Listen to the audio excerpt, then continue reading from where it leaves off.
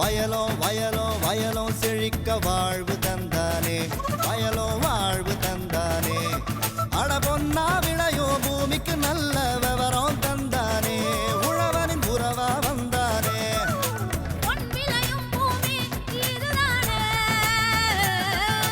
வயலோ வயலோ வயலோ செழிக்க வாழ்வு தந்தானே, வயலோ வாழ்வு தந்தானே. அட பொன்னா விளையோ பூமிக்கு நல்ல விவரம் தந்தானே, உழவனின் உறவா வந்தானே. தந்தன தந்தன தன தந்தானே, மண்வள பொங்கிட துணை வந்தானே. தந்தன தந்தன தன தந்தானே, மண்வள பொங்கிட துணை வந்தானே. விவசாயிகள் விவசாயத்தினை மட்டும் நம்பியிராமல் உபத்தொழிலாக மீன் வளர்ப்பினை மேற்கொள்ளும் வகையில் தங்கள் நிலங்களிலேயே பண்ணை குட்டைகள் அமைத்து அதில் மீன்களை வளர்ப்பதன் மூலம் அதிக லாபம் பெறலாம்.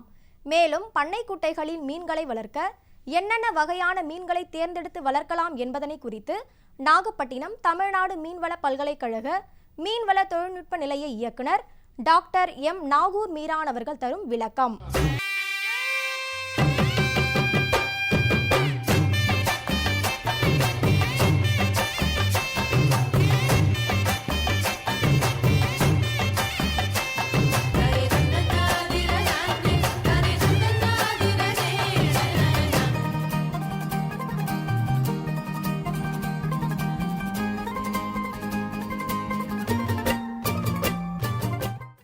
அன்பார்ந்த உழவர் பெருமக்களே, பண்ணை குட்டையில் மீன் வளர்ப்பு அப்படிங்கிற கருத்து வந்து பார்த்திங்கனாக்கா கடந்த 10 ஆண்டுகளுக்கு மேலாக நமது தமிழக உழவர்களிடையே மிக பிரபலியமாக இருக்குது. இது வந்ததோட அடிப்படை நோக்கம் என்ன கேட்டிங்கனாக்கா, விவசாயிகள் குறிப்பாக ஏழை எளிய குறு விவசாயிகள் வந்து பார்த்திங்கனாக்கா வறட்சினால் வெள்ளத்தினால கடுமையாக பாதிக்கப்படுறாங்க.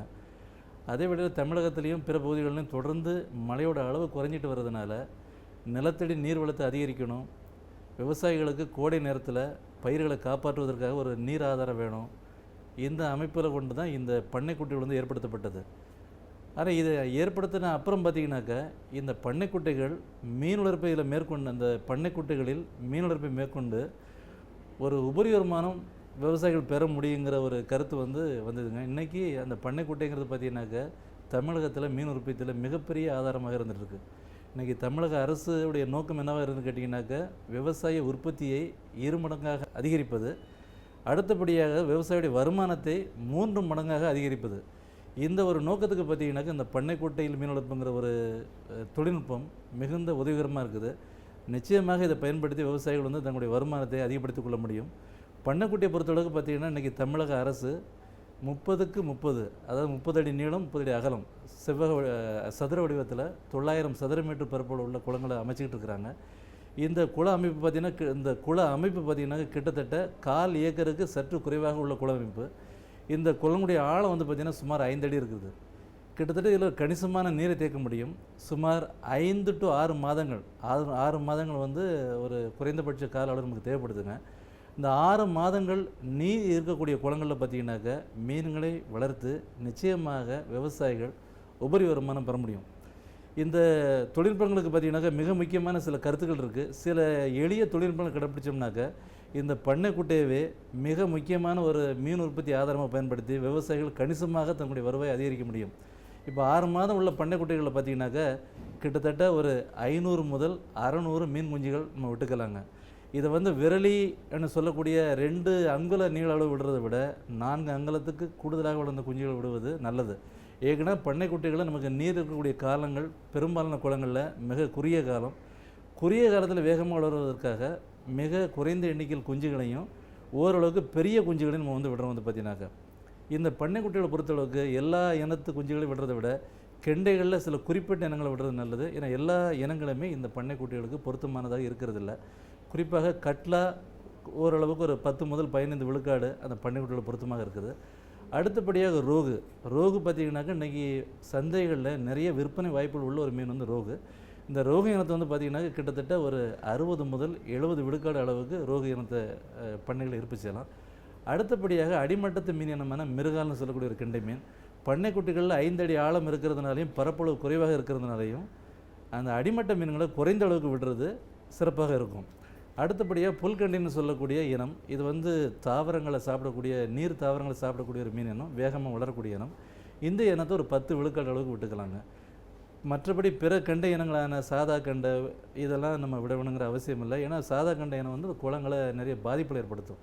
இது தவிர கெண்டை மீன்கள் தவிர பங்காஷின்னு சொல்லக்கூடிய கெளுத்தி மீன் இனம் இது பண்ணைக்குட்டைகளுக்கு ஏற்றது. சில இடங்களில் பண்ணைக்குட்டைகள் வந்து பார்த்திங்கனாக்கா கலை மீன்கள் வந்து சேரக்கூடிய வாய்ப்பு ஏற்படுது. அந்த மாதிரி குளங்களில் நம்ம கெண்டை மீன்கள் வளர்ந்த நிலையில் விரால் மீன் குஞ்சு, கொடுவா மீன் குஞ்சு இதெல்லாம் வளர்க்க முடியும். கொடுவா வந்து கடல் மீனாக இருந்த போதிலும் பார்த்தீங்கன்னாக்கா நல்ல தண்ணியில் வளரக்கூடிய ஒரு மீன் இனம். அதிகமான விலை சந்தைகளில் கிடைக்கிறதுனால அது ஒரு இந்த பண்ணை குட்டைகளுக்கு ஏற்ற ஒரு மீன் இனம். இந்த மீன் இனங்கள் வந்து பார்த்திங்கன்னா ஒரு 500 குஞ்சுகள்ங்கிற கணக்கில் இந்த குளங்களை இருப்பு செஞ்சு குளங்களுடைய கார அமில நிலையை சரி பண்ணுவதற்காக உரிய அளவுக்கு சுண்ணாம்பிட்டோம்னாக்கா இந்த குளங்கள் வந்து மீன்களுக்கு தேவையான ஒரு ஏதகமான சாதகமான சூழ்நிலை வந்து உருவாகுது. அங்கே மீன்களுக்கு உணவு உற்பத்திக்காக பார்த்திங்கனாக்கா உரமிடுதல், சாண உரம், ரசாயன உரங்கள் இந்த மாதிரி உரமிடுதல், அப்புறம் மீன்கள் வளர்ச்சியை ஊக்குவிக்க மேலுணவு கொடுக்கறது. மேலுணவுனாக்க நம்ம இயற்கை உணவு தவிர தயார் பண்ணி கொடுக்கக்கூடிய செயற்கை உணவு. செயற்கை உணவுனா செயற்கையான பொருள் அது எதுவுமே இல்லை, அதுவும் இயற்கையான பொருட்கள் தான். தவிடு, கடலை புண்ணாக்கு, தானியங்கள், அரிசி மாவு இந்த மாதிரியான எளிதாக கிடைக்கக்கூடிய நமது பகுதிகளில் எளிதாக கிடைக்கக்கூடிய பொருட்கள் கொண்டு தான் செய்யப்படுறோம். வந்து பார்த்திங்கனாக்கா இந்த மாதிரி உணவுகளை கூடுதலாக கொடுக்கும்போது பார்த்திங்கனாக்கா மீன்கள் வளர்ச்சி கூட்டப்பட்டு அதிகமான உற்பத்தி கிடைப்பதற்கான வாய்ப்புகள் வந்து அதிகமாக இருக்குது. இந்த பண்ணைக்குட்டைகளில் சுமார் 6 மாத காலம் 5 to 6 மாத காலம் வளர்க்கும் போதே பார்த்திங்கனாக்கா முறையாக வளர்த்தோம்னாக்கா இன்றைய நிலைமையில் கிட்டத்தட்ட 250 to 350 கிலோ விவசாயிகள் தாராளமாக வந்து உற்பத்தி எடுக்கிறாங்க. இதையே தீவிரப்படுத்தி எடுக்கும்போது, அதாவது முழுக்க முழுக்க உணவு சார்ந்த மீன் வளர்ப்பாக இந்த பண்ணைக்குட்டையில் மேற்கொண்டோம்னாக்கா கிட்டத்தட்ட 600 முதல் 900 கிலோ வரைக்கும் இந்த பண்ணைக்குட்டையில் எடுக்க முடியும். ஒரு ஏக்கர் நிலப்பரப்பு நெல் சாகுபடி நிலப்பரப்பில் நம்ம பெறாத வருமானத்தை பண்ணைக்குட்டைகள் மூலம் பெற முடியும்.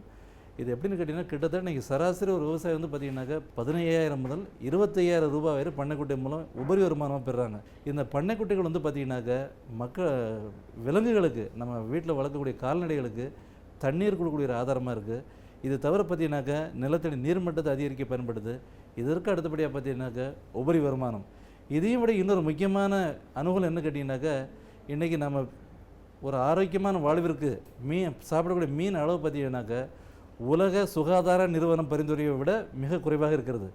உலக சுகாதார நிறுவனம் பார்த்திங்கனாக்கா ஒரு தனிநபர் ஒரு ஆண்டிற்கு 13 கிலோ அளவுக்கு மீன் சாப்பிடணும்னு பரிந்துரை பண்ணுறாங்க. ஆனால் இன்றைக்கு இந்தியாவில் அளவு பார்த்திங்கனாக்கா 9 கிலோ தான். ஒரு பண்ணைக்குட்டையில் மீன் வளர்த்து விவசாயம் எடுக்கும் பார்த்திங்கனாக்கா அவங்க பண்ணையிலே கிடைக்கும்போது அந்த குடும்ப உறுப்பினர்களுக்கு அதிகமான மீன் உணவு உண்ணக்கூடிய ஒரு வாய்ப்பு கிடைக்குது. இதன் மூலம் பார்த்திங்கன்னா அவங்களோட ஆரோக்கியம் மேம்படுது. ஸோ இப்படியாக பண்ணைக்குட்டை வந்து பார்த்திங்கனாக்கா ஏழை எளிய குறு விவசாயிகளுக்கு மிகப்பெரிய வரப்பிரசாதமாக இருக்குது. இதோடைய பயனையும் சமூகத்தில் இது ஏற்படுத்தக்கூடிய தாக்கத்தையும் கருத்தில் கொண்டு ஆண்டுதோறும் தமிழக அரசு நிறைய பண்ணைக்குட்டைகளுக்கு வந்து அனுமதி கொடுத்துட்ருக்குறாங்க. இது 100% மானியத்தோடு இந்த திட்டம் வந்து செயல்படுத்தப்படுகிறது. இந்த திட்டத்துக்கான பயிற்சியை தமிழ்நாடு மீன்வள பல்கலைக்கழகத்தின் ஒரு அங்கமான நாகப்பட்டினம் மீன்வள தொழில்நுட்ப நிலையம் தொடர்ந்து கொடுத்துட்ருக்குறோம். கடந்த 4 மாதங்களாக பார்த்திங்கனாக்கா திருவாரூர் மற்றும் நாகப்பட்டினம் மாவட்டத்தில் பல இடங்களில் கொடுத்துருக்குறோம். அந்த விவசாயிகளுக்கு அந்த தொழில்நுட்பங்களை கொண்டு சேர்க்கும்போது பார்த்திங்கனாக்கா இந்த பண்ணைக்குட்டையை இன்னும் அதிக உற்பத்தியும் வருமானம் பெறக்கூடிய ஆதாரமாக அவங்களால மாற்ற முடியும். இதன் மூலம் அவங்க வாழ்க்கையில் வந்து வளமும் ஏற்றம் பெற முடியும்னு தெரிவிச்சுக்கிறேன். மேலும் விவரம் பெற டாக்டர் எம் நாகூர் மீரான் அவர்களை 09443784479 என்ற கைபேசி எண்ணில் தொடர்பு கொள்ளலாம். மீண்டும் நாளைய பொன் விளையும் பூமி நிகழ்ச்சியில் சந்திப்போம். நன்றி, வணக்கம்.